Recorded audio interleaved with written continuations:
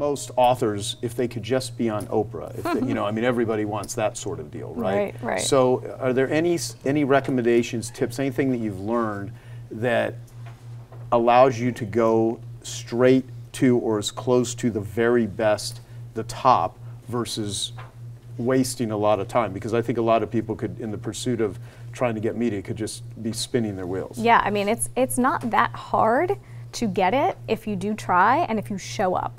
Because I can't tell you the amount of people who will pitch and then not be available. It happens all the time. And then guess what? I call you, you don't come, you're dead to me. I find someone else who showed up. Maybe he wasn't as good, but guess what? He showed up, he saved my segment. He was kind of a nice guy, it was fine. I call him the next time. I don't call you because you didn't show up for me. Right. So it's just showing up. Sometimes that's half the thing, you know? And then consistently, like I said, being a good person and really caring about the producer or the show, or, you know, not just about yourself and not just about getting, you know, attention for your business and all of that stuff. Awesome. Okay, so I'll ask you one more about this. How do you personally set up your life to focus, stay motivated, and succeed? Well, let me guess, lists. I really do. I mean, lists. I'm singing the list song here, but it really has changed so much about how I do things. And you know, we all talked about having too much stuff on our lists, but really being able to pare down and figure out what my productivity style is has been amazing for me. So to know that I don't really like to do stuff. Somebody was saying what they do the first 2 hours of their day, right? Sure. And so, so it's for me, I don't like to do work the first 2 hours of the day. And even though I've read all of those articles about why you should be more productive in the morning and why really successful people wake up at 4 a.m. and you should do that too, I don't want to do that. And so I don't do that, because then I'll be bitter and angry if I do that. So I really tap into what feels good for me, and knowing that if I start at 10 a.m. or 11 a.m. and then my day goes a little bit longer, or I know that I'm better at writing in the afternoon than I am in the morning, I'm going to do that and really be true to myself rather than doing what they told me to do in an article. So one of the things when it comes to productivity or derailing yourself, I think most people, and it comes in different forms, have their kryptonite. They have, like, if you take a Superman or Superwoman, there's something that totally derails them. And the ability to identify what throws you off, it could be emotional triggers, it could be addiction, it could be certain types of foods, it could be sleeping, you know, not getting enough sleep, it could be going to bed too late. What are some of the kryptonites that you have discovered that totally throw you off that you avoid? Oh, well, yeah, I mean, it's going down the rabbit hole of seeing this, seeing that, seeing all these things that I could possibly be doing. But for me, it's really being structured and having, here's what I'm going to do with this day. And here's, like I said, at the end of this meeting, I'm going to go structure in some time to go figure out what I'm doing for what I wanted to do for here. And the other piece, too, is that, we're talking about productivity style, another issue, too, is that people fall into the, oh, it's going to take 5 minutes. Right. I'll just do it because it'll take 5 minutes. And then 15, 20, 30 minutes later, you're still working on that one thing. So I always, and I, as a TV producer, time, you know, I know exactly how long 30 seconds is. I know how long a minute is. Most people don't. And so I always tell people to start timing yourself when you do certain tasks. And you can do it with a stopwatch, or sometimes I use this website called Toggle. And you can put in what project you're working on and then time yourself. And it's amazing, it's so eye-opening to see how long does it actually take me to do these things. When I thought it was going to take no time at all, it took forever, and vice versa. And so if you know that about yourself, then you can structure your day in a way that's easier to get more done, because you really know how long it will take you to do these tasks. Yeah, gotcha. And so any apps, technology, hacks, anything that have been absolute game changers? You mentioned Toggle. Anything that you think people here would be super well served to, and it could be a strategy. Like, for instance, a kryptonite for me, absolutely, like, and I notice this if I'm at home versus if I travel. If I have my phone, I do not have enough control or willpower to sleep with the phone next to me. Even if I turn it on airplane mode, which I would always do, there is something magnetically addictive to me about, oh, it's right there. So I have to have a phone outside of my room or across the room. And if I keep it anywhere near me, it messes with my brain. I do the same thing. I can't have my phone in my room, in my bedroom. I have it in my kitchen every single day. It's the same thing, because I feel the same. I just, knowing it's there, I'll jump on it. Yeah. But the same thing for me is with articles. I always see, oh, this is such a great article, I need to read it right now. And then you start reading the article, and then you're like, wait, what was I doing? I was in the middle of something else, and then you're, 10 pages in or whatever. But I really like this app called Pocket. So it's getpocket.com is the website, and they have an app. And so you can just capture that article, so I don't feel bad about like, oh, I'm going to miss it if I don't read it right this second. And then it captures it, and then I can go in and I can check it out when I have more time. I have all those articles that I wanted to read. And so that's a good time saver for me, so I don't get down the rabbit hole. Okay. So let's take some Q&A from the audience. And so let me grab a mic over here, and I'll throw these out to... red pill or green pill? No, there's no red pill here. Yeah, so. See how I just forced you into that one? All right. Okay. Am I first? Yeah. Okay, this is for me, but I think this will be for like a lot of people in the room, and that was fascinating, every word. Thank you. I did a one-off conference 5 years ago called Behavior Con about consumer psychology and how it relates to marketing. And talk as loud as you could, too. Just and Forbes picked it up. And so because it was in Forbes and there were lots of mentions of consumer psychology, I guess it's like super SEO friendly. So 4 or 5 years later, I still every month or so get a call or an inquiry from a journalist or a TV producer that I'm a consumer psychology expert, right? But my bandwidth is like a few subjects, not like ladies' undergarments or, like perfume. Like I know what I know and I know what I don't know. Right? If you need something about the lady under, just call me. So I can tell you plenty. Or like luxury goods. Just stuff that I don't. That's like not my lane. Sure. Right. But so I say, I take the responsible approach. I think I'm not your expert on that, but if I can support you with health or self-help, so. What's the best way to respond to a reporter? I would think just acknowledge you don't know that, but is that the best way? And if it is, how do you stay in touch? How do you stay on that person's radar for the subject that you really do know? Yeah, that's a good question, because that happens often, where we'll reach out and think, oh, you're the person, and then maybe they're not. But you're a resource to us, and so that's how you should handle it. You say, I'm not the best person to handle this, but this other person is. If you have someone else to offer up, that's always great. And if not, that's fine too. You can just say, hey, I'd rather talk about this, or that. Would it be okay to pitch you at some point? Or I have some ideas on that front, or would you be the appropriate person to talk to about that? Keep that person's contact and then follow up with them. And maybe it's that you're sending them things that maybe you're not going to be the perfect person to talk about, but you saw that it was interesting and you know that they cover it, and so you wanted to send it along. Or you found an expert that you thought maybe they would be interested in talking to. So for you being the resource, again, being a good person, I remember that as a journalist, and I think, oh yeah, that guy Michael, he's the one who sent me this other great expert. Oh, I should ask him. He does something that has to do with health. We should talk to him. So the thing is, everyone wants instant gratification, right? You want it done now. You want the story and the article and all the things now. It could be a slow burn. It could take a really long time. I can't tell you how many experts pitched me 5, 6, 7, 8 times before I said yes. But the ones that were consistently still there and not, annoying, but they were helpful. They said, hey, here's this other thing, or look at this, or whatever it is. They stick in your head, and then you go back to them as a resource.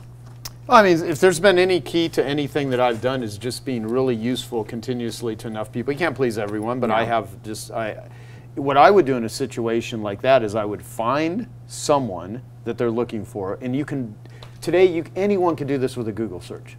I mean, it's amazing the amount of shit that you can find with a Google search, and that they just won't do. And you say, in here, hopefully this helps you, and by the way, here's 2 or 3 different topics that I can speak to. And I would, because see, this is like getting Robert Cialdini-ish with someone, is you give them something, which then instills reciprocity, then you offer them something that they can do from you, and see the very best time to get them interested in, like the best way to ask for a favor is when you've just done one for somebody.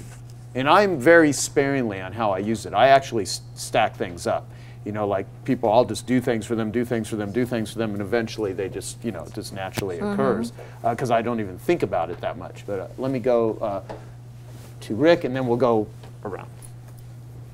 There's a handle. There is a handle. Yeah. I think that one cost us an extra $2 for that handle. Okay. That's right. That's better be good. The pressure. Had a matter a couple of years ago. So I'm living in the legal world now. Had a situation that came to me, and somebody was trying to pitch me on getting involved with a show that was a pre-production. They were putting it together, and I don't know anything about this. I had a lot of suspicions about it, and I really couldn't connect this person with the industry.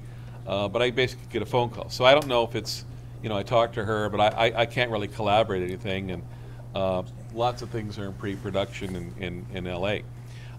Now, I got word later that it might have been a show that I think is still running on Fox, Strange Inheritance.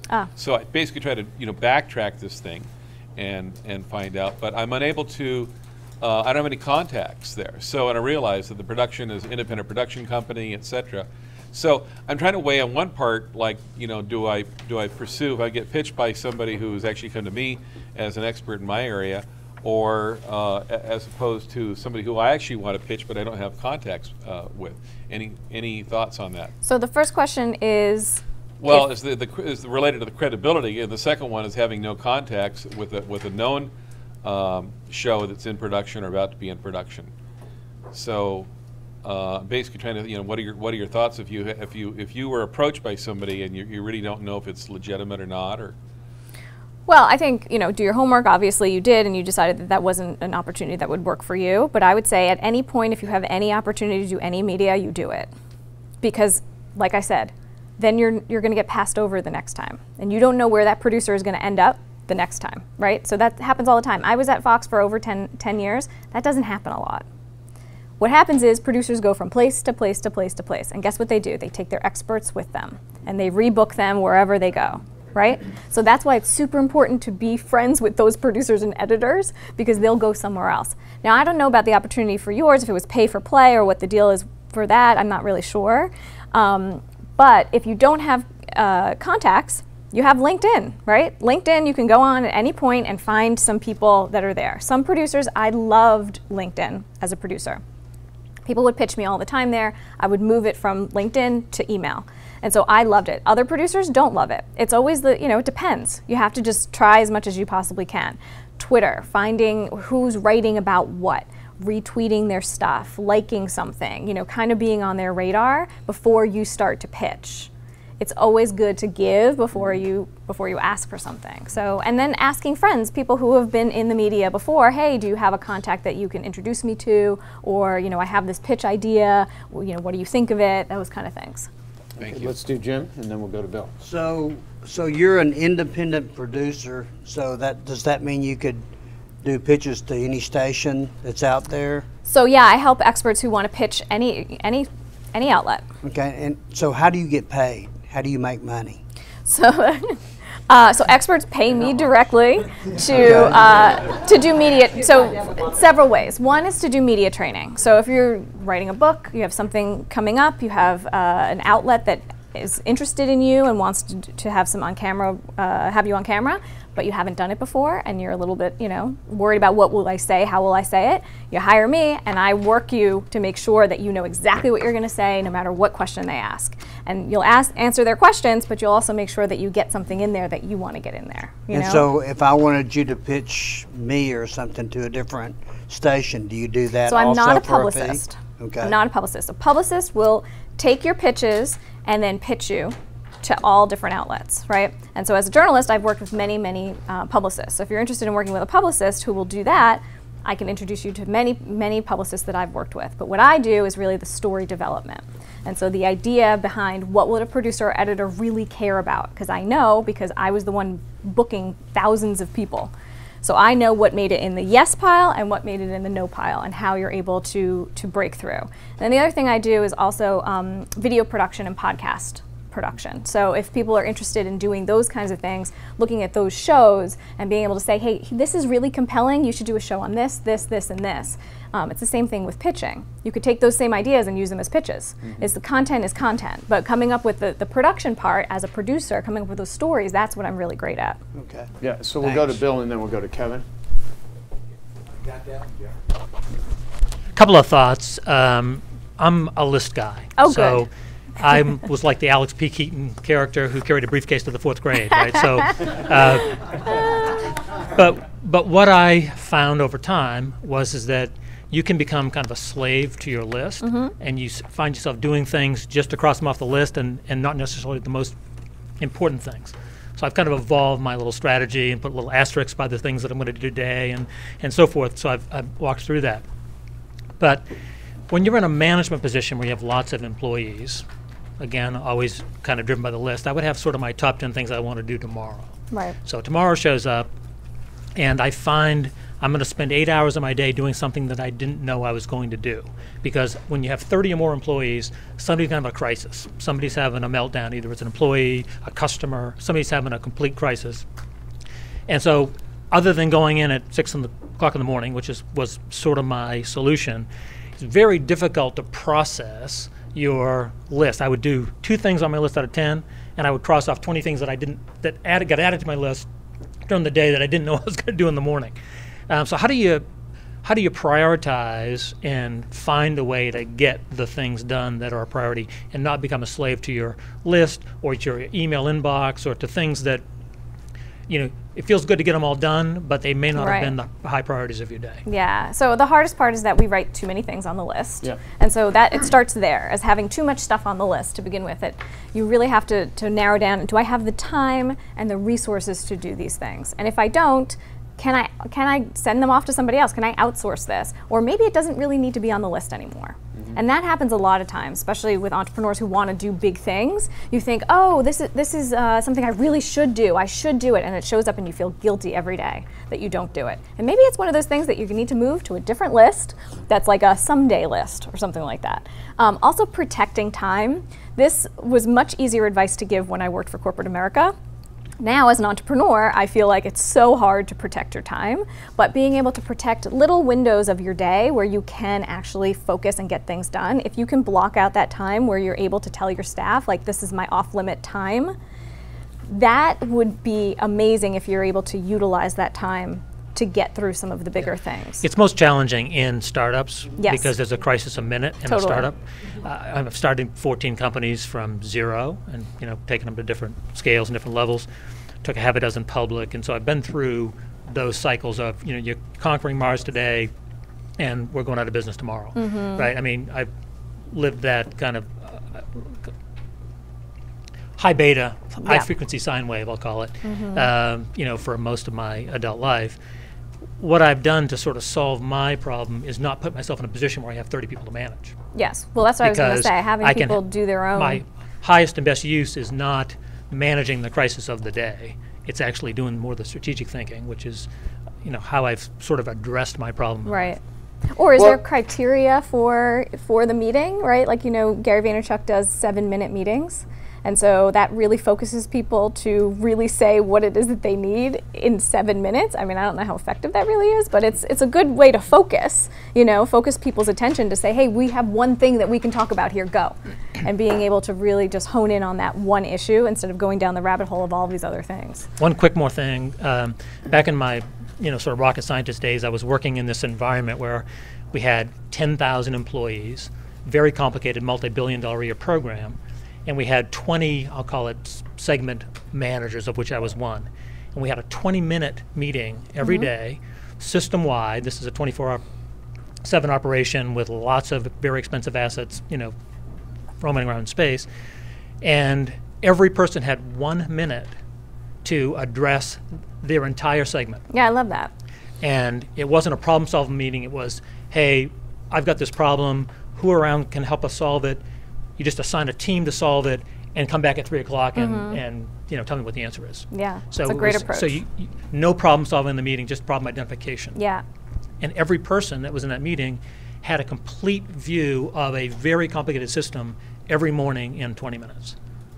So. Yeah. The thing too, and again, I'm always trying to get better at this because I have a codependent need for validation that is based in all kinds of childhood-related crap that was just beat into me, is the ability, I think your not to-do list is way more important than your to-do list.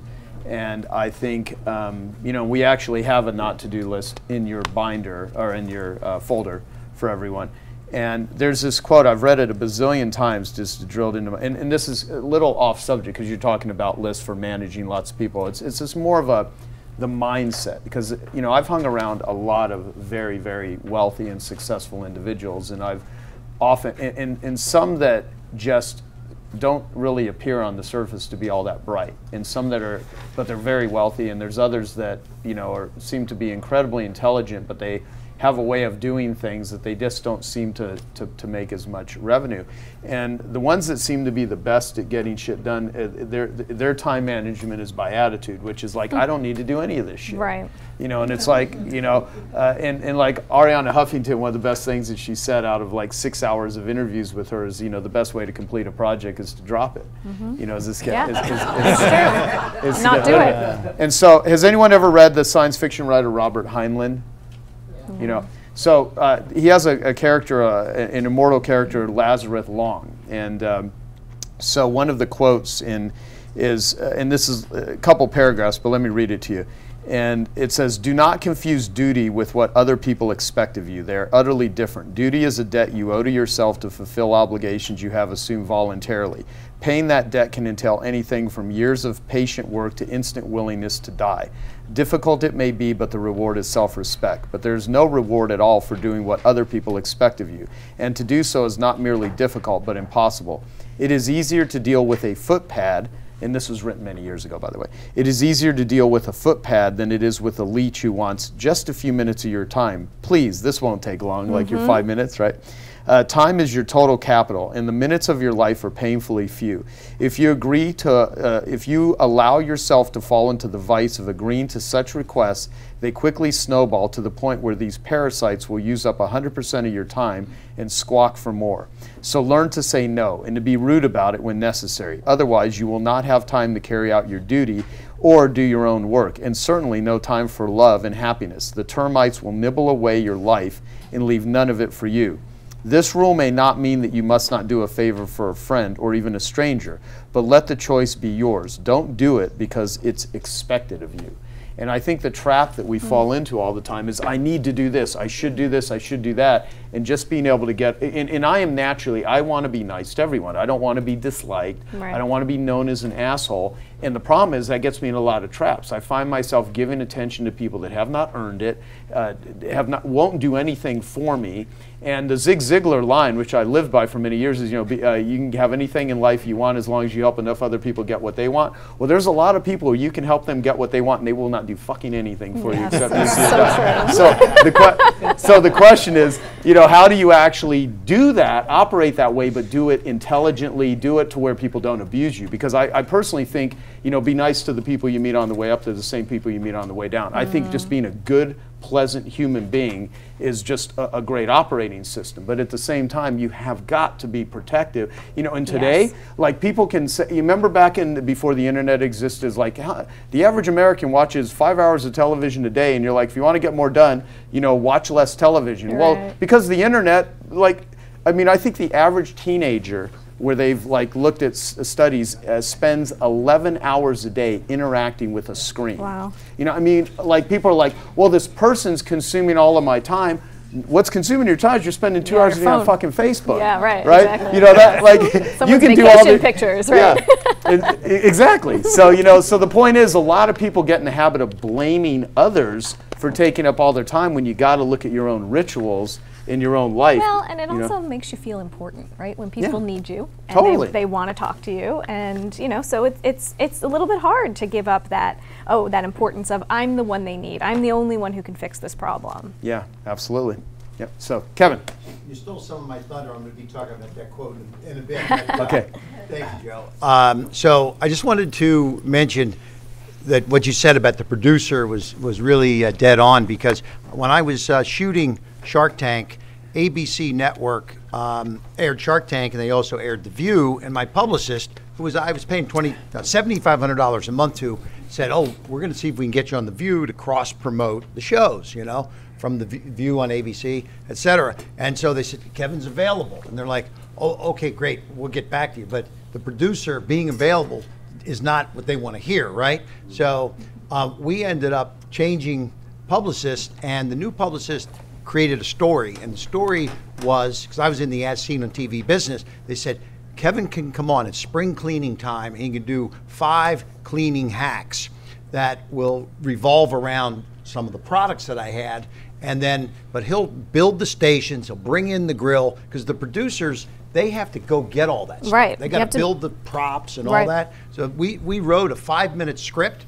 for literally a 5-minute segment with all of the, you know, the stations already, you know, delineated, and we said we'll buy these props, build these props, and execute this 5-minute segment. Now, from the producer's mind, they're like, wow, Great. I just got 5 minutes done for tomorrow's Totally. show, whatever show, right? So they actually said, when can you be here? And so, and then at the end, we gave video links away for free, and we gave the products, all of them, away to everyone in the audience also, which was just sort of a bonus. But I didn't have to pay for the time, and it was a 5-minute segment. It was, and we got like 250,000 hits off that. So, Yeah. but it was, we worked with the producer to take the pressure off the producer to have to really do anything. Yeah, make her build job 5 easy. minutes and build all the props, and I was on another 8 or 10 times after that because they liked how the whole thing went. And you So- knew what they wanted, right? They wanted that kind of segment, and so you gave that we to were them. solving problems for their viewers. Right. Also, it wasn't just, I didn't say I just want to come promote my 5 For sure. products,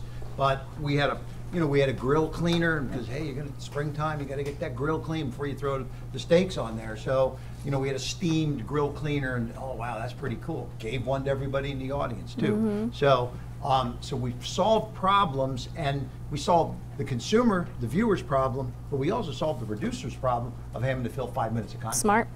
Yeah, you know what? There's a website book that was written, just the title alone is just one of my favorites, which is, anyone ever read the book, Don't Make Me Think? No. Don't Make Me Think. So, the thing, that's such a great line as it applies to everything. Yes. If you just, like, people are like, well, how many of you have ever done any affiliate promotions? Anyone? Okay. So, people show up to you with no pre-written stuff, no data, no conversions, and they want you to solve their marketing problem. And the problem is, it's not like, hey, let's partner together. It's like, hey, let you figure out how to figure shit out that I don't know how to figure out, right? And the thing is, but when someone shows up and they've done everything for you, it's written, they've got data to support it, they've got, where you don't have to think, those are the people that you will naturally probably do business with as long as there's alignment.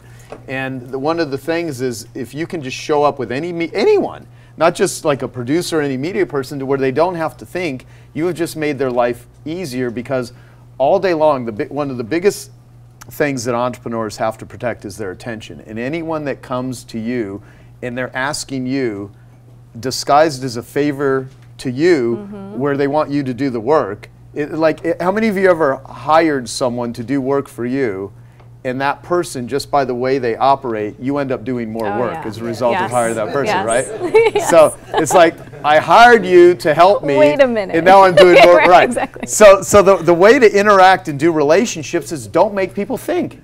Like anticipate. I read a book called The Butler Speaks, and it's like a guy who runs the only butler school in North America, which is in Toronto. Wow. And he wrote a book called The Butler Speaks. And when they're training butlers, he talks about anticipation. And like, some people have it and other people don't. They just anticipate what someone needs before they even verbalize that they need it. And like, if you're around a butler, like if you've ever gone to dinner and you're in a private meeting, there are some waiters or waitresses some servers that are just noisy, and they like, and you're worried about, and other people, they're like invisible. Yeah. They're just so good on the way they do it. And that's how you want your relationships to be. You want it to be frictionless. You want it to show up so that people are like, wow, my life is so much easier because this person's in it. And if you operate that way and you do it one time, like what Kevin would say, you do it one time they're going to keep using you over and over and over again because you make your life easier. Yeah. And so those are the people that I tend to resonate with, that I tend to hire over and over again, and that sort of thing. So anyway, I'm kind of rambling. Let's do this as a wrap up. You are available for hire. I am. And which is good. So where should people go to get your programs, and how do they work with you? Okay, well, from a marketing standpoint, I should probably have just my name.com, but I don't have that right now. I think so the Jerky Boys took it, like Frank Rizzo or yeah, something. some woman in Brazil has that website. I've been trying to get it back from her. But anyway, so I do have 2 websites, so bear with me. So listproducer.com is the website for my productivity stuff, list making. I mean, you can just email me, paula@listproducer.com is probably the best way to do it. And then the course is lightscameraexpert.co, which is .co. Lightscameraexpert.co. Awesome. Yes. Anything I should have asked you that I did not? I don't think so. You were pretty good. I was impressed with your interviewing skills, so thank you. Well, thank you. Did you guys learn a lot?